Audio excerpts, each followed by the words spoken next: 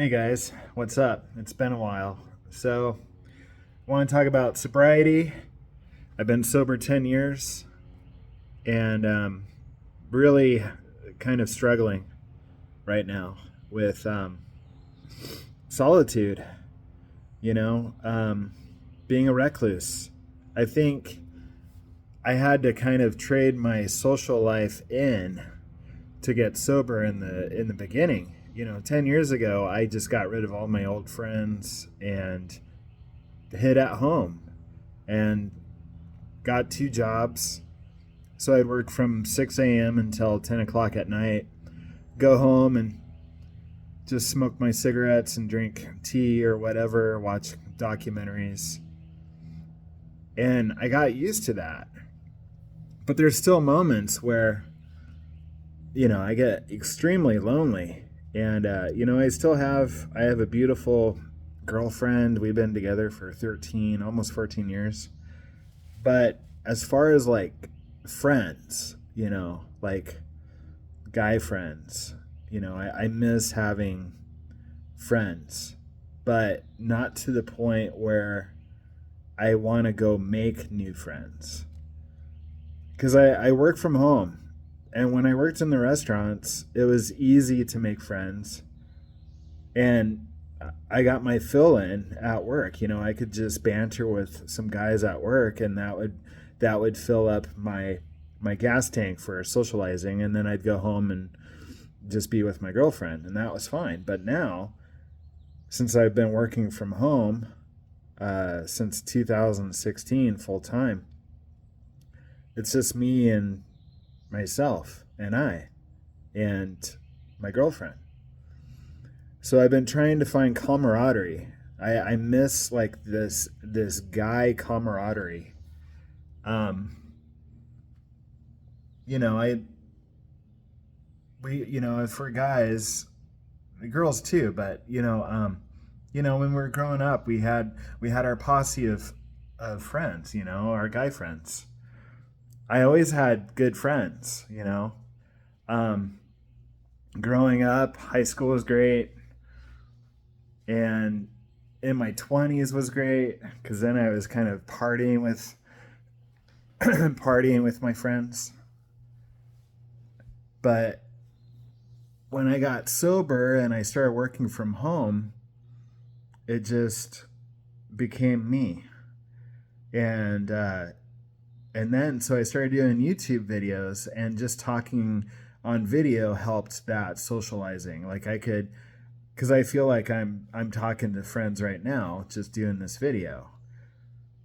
But the last half a year, I got off of all social media except for Instagram. So I'm off of Facebook. In fact, I had to delete my Facebook again today. Like they're really sticky. They don't want you to go.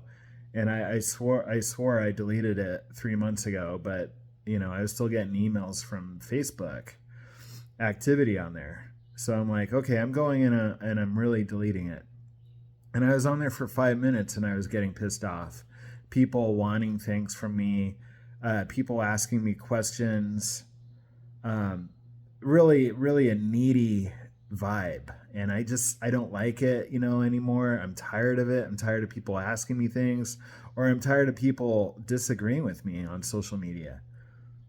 People are so hypercritical now on social media. They're angry.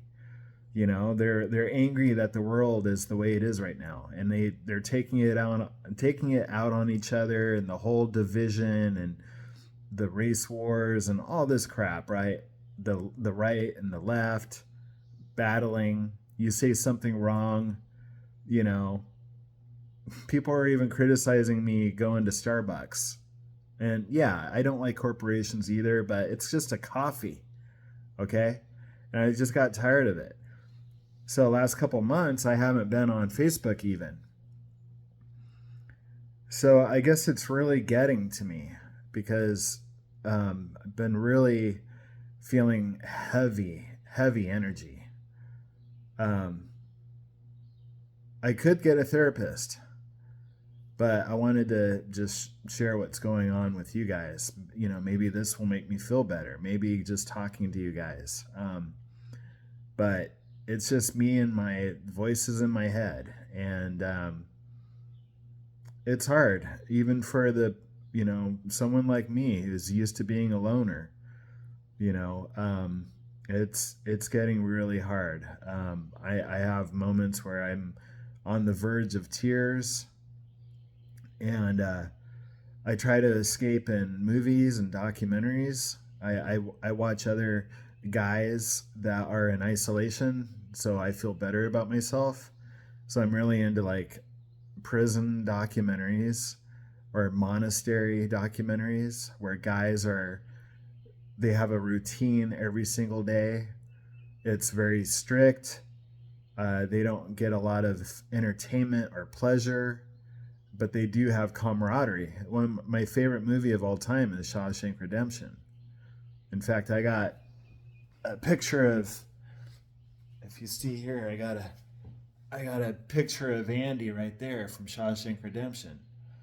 That moment right there in the movie, he finally had a little leverage of power.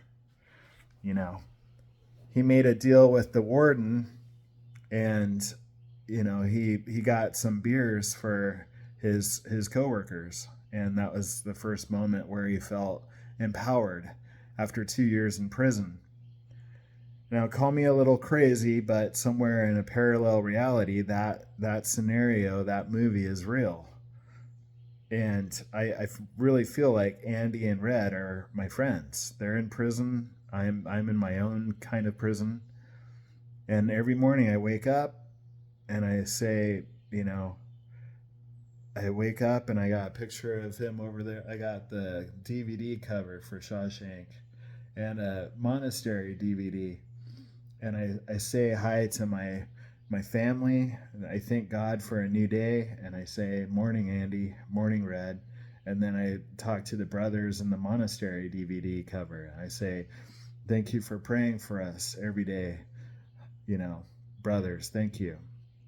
So I have my routines that kind of keep me sane.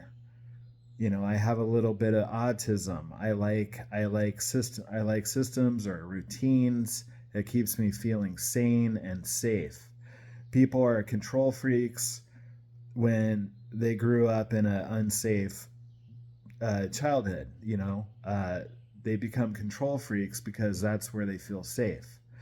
So I like to have everything in order. I like to clean things. I have a little bit of OCD. I like to do the same type of routines every single day. But even that is not preventing me from feeling these really heavy emotions right now. Because this is probably the longest I've gone without social media, without doing videos and talking on camera. I mean, I'm changing it all up. I used to do a home business, direct selling, and at least when I did that, I had a team of people that I could talk to, so I didn't feel lonely. But I'm leaning towards day trading now, and if you've watched YouTubers that day trade, they talk about how lonely it is. So I'm not even doing the direct selling anymore. I mean, I get passive income from that, but now I'm trading, which is even more lonely than direct selling. Direct selling, you could be plugged into a team and do Zooms and do the whole rah thing, which I thought was corny, but at least there was people that knew me and looked up to me, even if it was shallow. I mean, this channel with you guys, this is the most real I get. And I was hesitant to do videos on my other channels because I'm mainly driven by making money online when I do videos. This is the only channel where I'm not trying to sell you guys. I mean, I did do a video on this channel recently. I just deleted it though because it didn't feel right, because I told you guys how I work from home and I gave a link under the video. But I don't want to do that because this channel, I just want to be real, and I'm just tired. I'm just really tired. I mean, I'm grateful. I'm grateful I'm sober. I'm grateful that I can work from home. I'm grateful I don't have to work 2 or 3 jobs and hustle and drive a broken down car to a job I hate. I mean, I totally get it. I've been there. I was poor for 27 years. I had the crappiest jobs, making $10 or $11 an hour.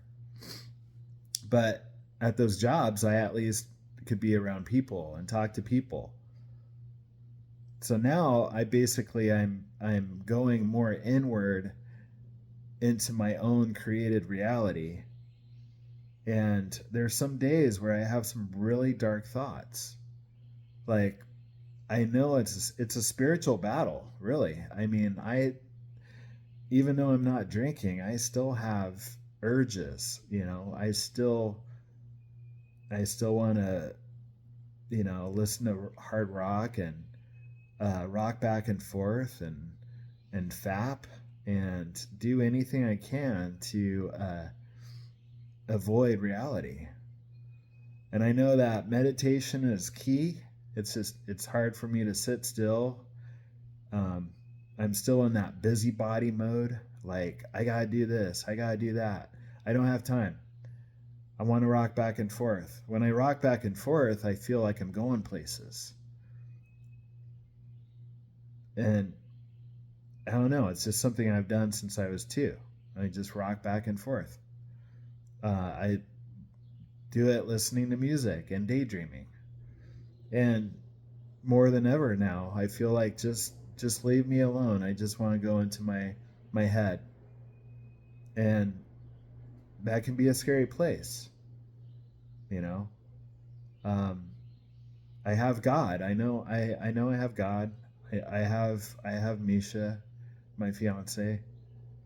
Uh, but other than that, I mean, my parents are still alive. That's great. But I'm talking about friendships. I know I'm glad, I'm grateful. I have parents. They love me.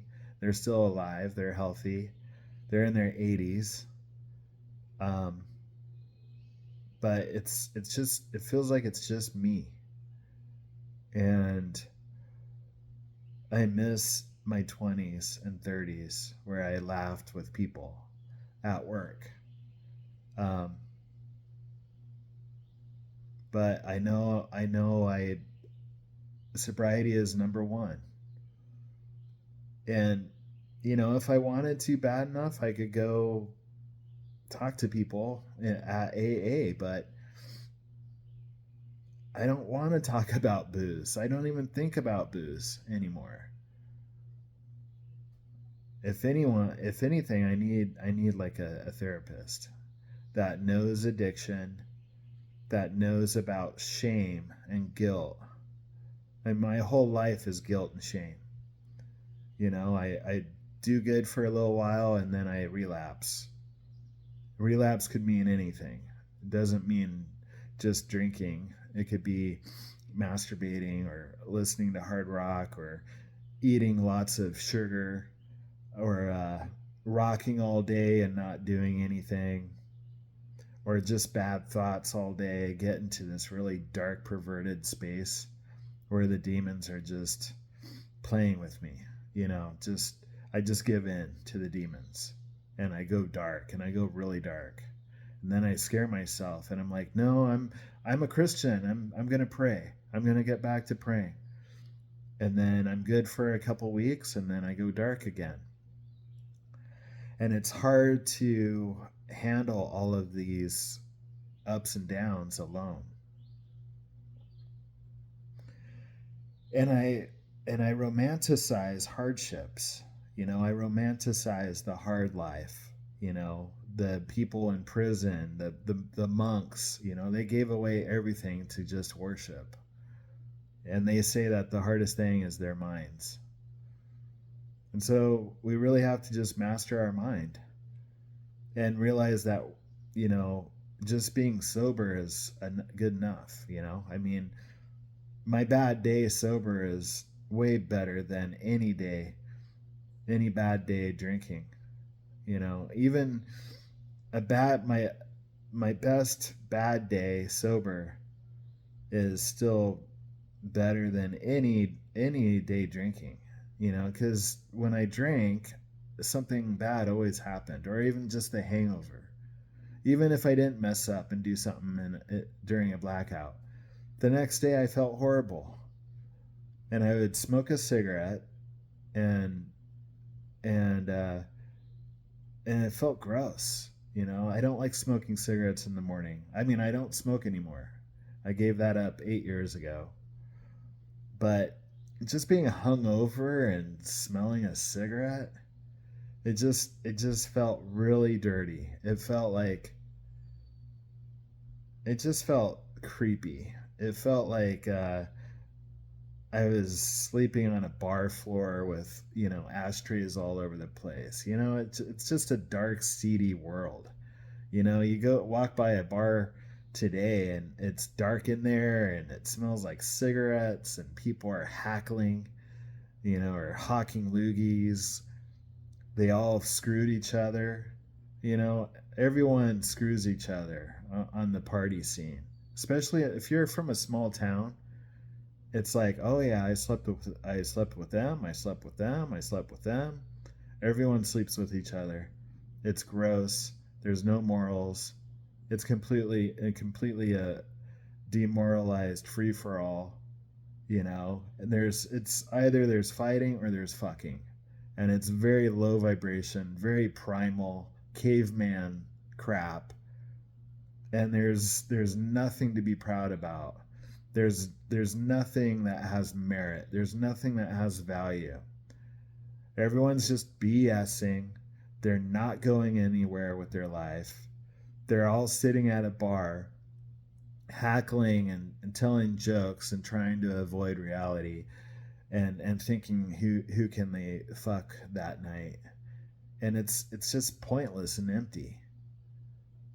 So what I want to do is help people shine my light, be healthy, be an example, help others that are struggling, um, create create a body of work that helps people, provide value, and that's where values are. That's where you can look back on your life and be proud. You can say you helped people.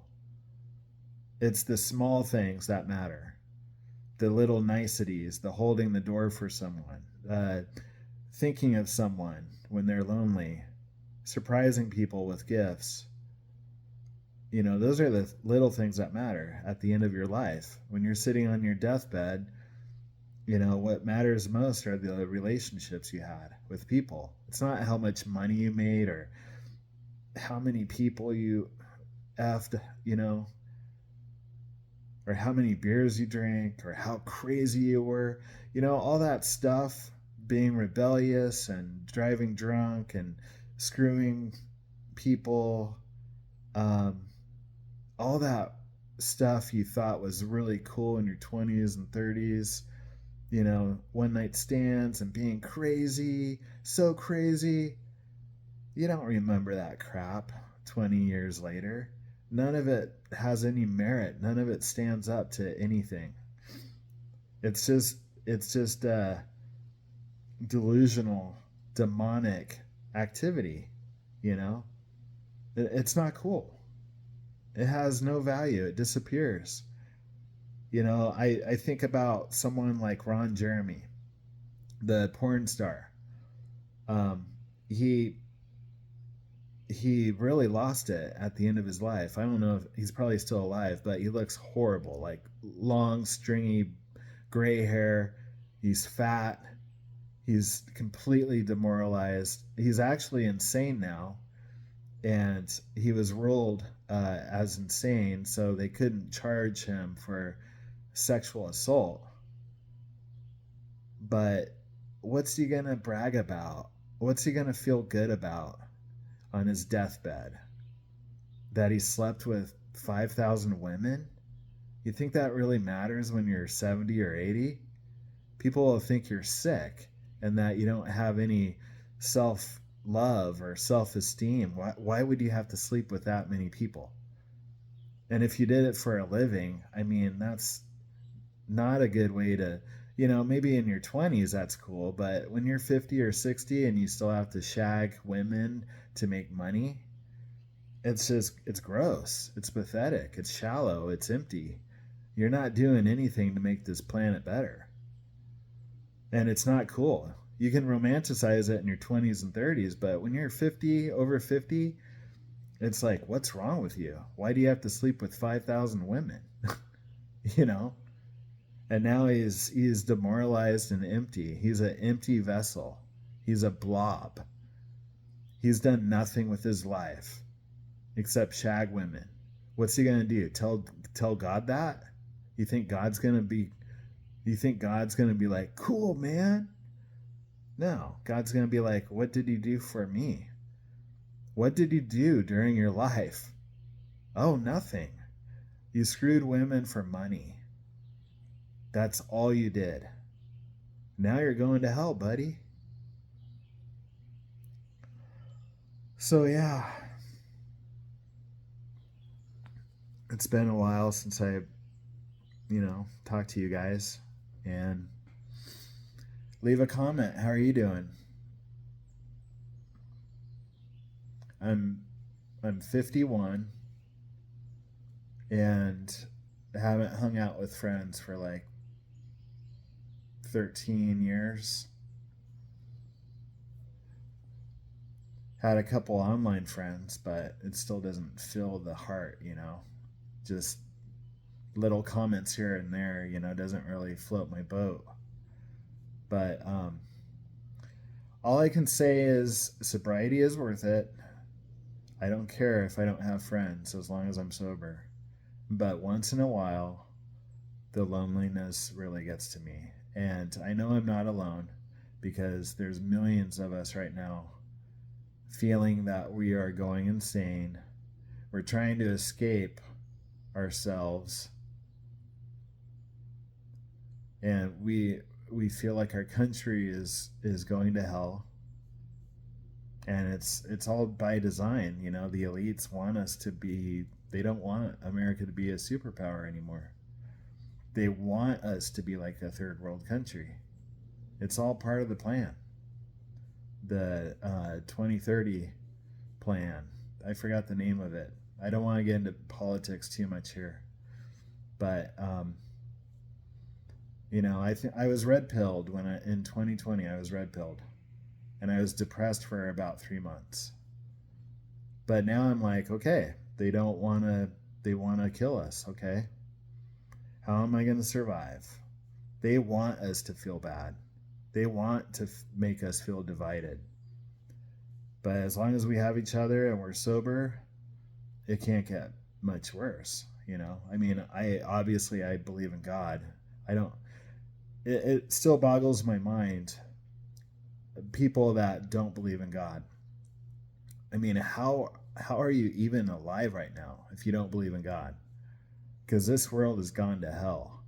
And you need a higher power to get through this crap because it is insane. And it's dark. And I've already witnessed miracles. Okay, I know God is real. It still doesn't prevent me from, sinning, backsliding. I still turn to my flesh instead of turning to Jesus. But I am getting better. There's a sanctification period where we slowly turn and become more righteous, Christian-like, blemish-free, guilt-free. It takes years for some people. And I get jealous about, like people like Todd White, who get saved, born again, and they're just perfectly Christian for the next 18 years without any backsliding or slip-ups. Another Christian I really like is Brian Head Welch, the guitarist for Korn. He's the one who basically got me born again.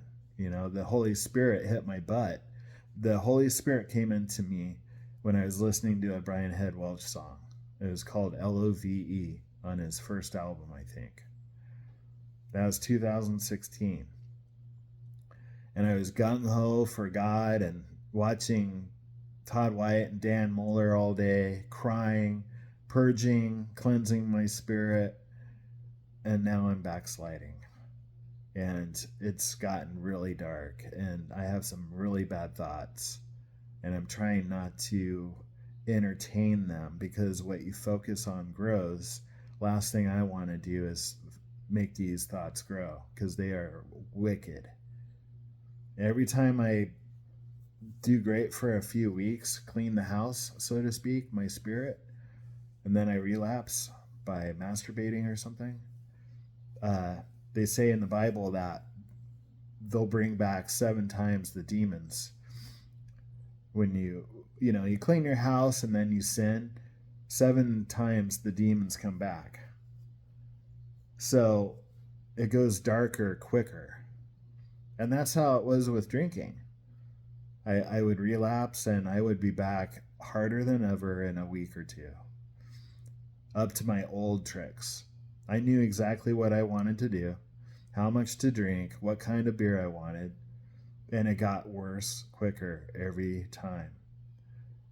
And now, if I drank, I would be homeless in a week or two.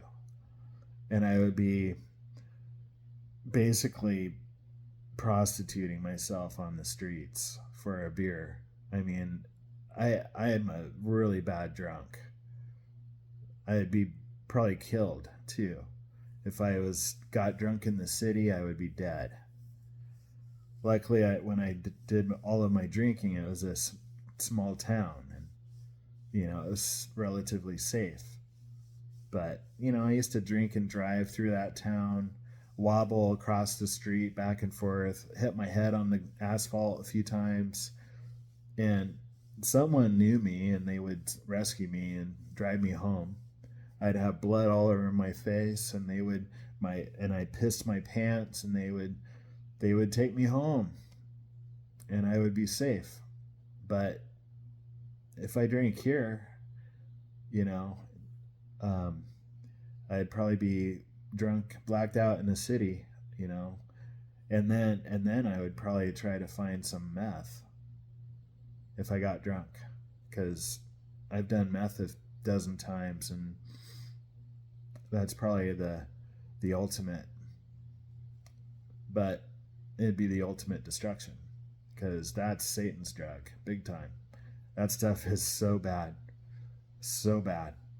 It made my perversion 1,000 times worse. Really bad, really dark. I never knew how demonic someone could be. It felt like there was a demon in me. Eric was gone. Demon took over, and I just destroyed my body, staying up all night, masturbating. Really dark stuff. Really, really dark stuff. And so, I gotta be scared of that too. So it's not just alcohol, it's everything. Alcohol would open up everything. And I'd be homeless, running with the wolves, and just playing with my life. And that beautiful spirit would be gone. My light would be gone. And I don't want to do that. So, I love you guys. Thanks for listening. Leave a comment. How are you doing? I'm off of social media. It's kind of crazy. I mean, I got Instagram, but I only look at that like 10 minutes a night. It feels good, Being 51, I feel like I want to simplify my whole life. Everything I do, I want it simple, very simple. I don't want distractions. I don't want drama. I don't want a lot of bills or memberships. I got my credit card paid down. I only got 1 credit card. No debt. I'm renting. Lost a lot of weight. I'm 185. So I feel great. Physically, I feel great. Financially, I'm doing great. It's spiritual that I'm like, getting my ass kicked. If I had spiritual down, I know a good fast would get me back into spiritual, but I don't want to fast right now. I'm loving food. I don't eat a lot of food. I'm doing like the steak diet. They call it the lion diet. It's just steak. I'll have some egg bites in the morning, but at night it's a ribeye or a filet mignon or some burgers. Very simple. They're messing with our food. Corporations are making food cheaper and cheaper to increase their profit. So what I used to buy, years ago that tasted great doesn't taste so great now. Like blue cheese dressing, they're adding more vinegar, they're adding filler. I'm like, man, and they put sugar in everything. It really is. That's the other thing, is there's sugar in everything. Plus I think they're putting there's parasites everywhere in this world. I think they're spraying us too. But I don't want to say his name, but during COVID, Fauci was experimenting with parasites. Parasites love sugar. I think it's a parasite war. There's a band called Bring Me the Horizon. They did a song called Parasite Eve right when the pandemic started. And I think Satanists, I think they have to tell people what they're going to do before they do it. I heard that that's their contract with God, is they have to tell the public in some tricky roundabout way what they're going to do. And Parasite Eve, watch that video, find it on YouTube. It's creepy, okay? And basically, they're unleashing parasites on us. And so my defense is to have absolutely no sugar in my body, to always be in ketosis. And if I need to, if things get really bad, like I feel like I have the big C or some ailment with my body, I'm dropping down into a dry fast, which is nothing. No water, no food. Don't try this without, researching it more. I'm not a doctor. But to be completely sugar-free, drop down into a dry fast if I need to, because it is a war right now. We can't see it. It's not the normal war where there's bullets fired. It's economic, and it's physical, and it's spiritual. And we're already in it. We've been in it since 2020. And the so-called inflation is crushing us on purpose. And I can't get into it more, but there's things going on around the world that has created this so-called inflation. But they're doing it as a huge money grab, trying to get all the money they can before the money system changes. And you can see it with rock concerts. These bands that are coming out on tour, they can't even sing anymore. Like Kiss, Motley Crue, Mudvayne, all these old bands that shouldn't even be playing anymore. They're only playing because their record label is like, get out there and make some money. It's like Taylor Swift charging $10,000 a ticket. Okay, astronomical. It's like the Super Bowl charging $10,000 a ticket. It's like McDonald's charging $20 for a burger. These corporations are making record profits. If it was really inflation, they would be struggling as well. But they're making record profits. It's not inflation. So buy gold, silver, pay off your cards, get out of debt, do what you can, lose weight, get off of sugar. I mean, the last resort is literally fasting and praying. Fasting and praying, because they're going to come for us. It's going to be a finale After that, it'll be heaven on earth, because we'll realize that the government and big pharma and corporations, they're not for us. They're for money, extracting money from us. And we'll realize all of that during the Great Awakening. And then we'll be free. But there is one big final battle.